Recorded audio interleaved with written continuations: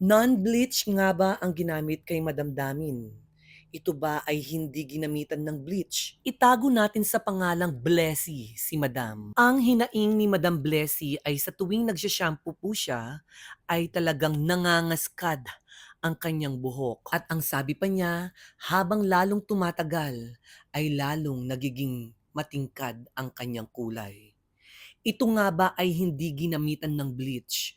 Sa palagay niyo po mga madamdamin, sa mga kapwa hairdresser ko, sa mga salon owner, salonista po dyan, i-comment niyo po ang inyong mga komento sa ating comment section.